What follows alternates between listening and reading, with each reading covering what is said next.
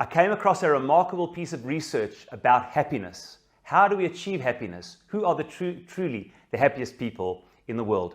This is a piece of research done a number of years ago by professors from UCLA and the University of North Carolina. And I was reading the results by Professor Stephen W. Cole from UCLA, saying an amazing thing.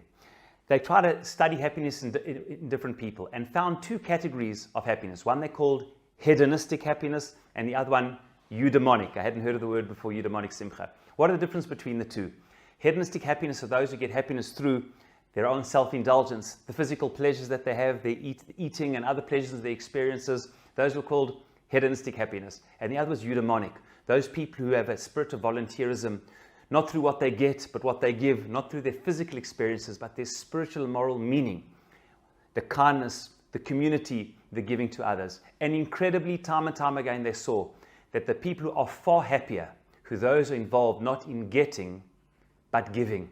Those involved not in themselves, but in selfless acts of giving to others. So much so, says Professor Cole, that it has an effect on the very genes. He says when you study it biologically, he said even the genes know the difference. Our DNA knows the difference and changes accordingly with whether we're involved in self-indulgence or in getting or in giving.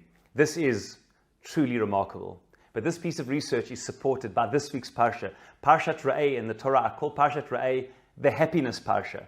7 different times in this week's parasha, the word simcha is mentioned. 3 times in the Chagim, twice by Sukkot, v'samachta b'chagecha v'yitach sameach, by Shavuot. 4 other times, v'smachtem lifnei Hashem lokechem. 4 times by coming to the Beit HaMikdash, coming to the temple. It needs to be a place of happiness. And I noticed an incredible thing that Rashi points out and the Rambam codifies the halakha. Who are the people who are being happy with you in the temple and on the Chagim? Incredibly, it speaks not only of the family. It says, the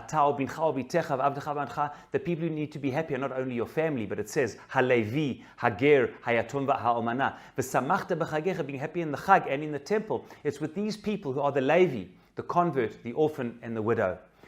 Rashi brings us in the Rambam codifies in Hilchot Yom Tov. He says, if your simcha is only about Lemalei kresos, says the Rambam, filling up your and your family's stomach, and you're not involved with others, you're not expanding your table to give to those who may not have a Yom Tov table, who may not have the same opportunities for simcha, then you've misinterpreted what simcha is all about. The Korban called the Shalmei Simcha are brought in the Chagim and to the Beit HaMikdash in order to ensure that we are giving happiness to others.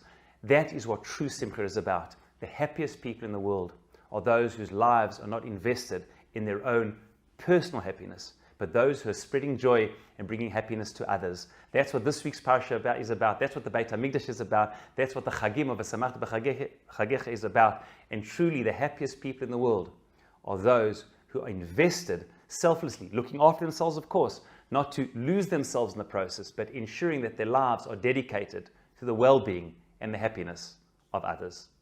Shabbat Shalom.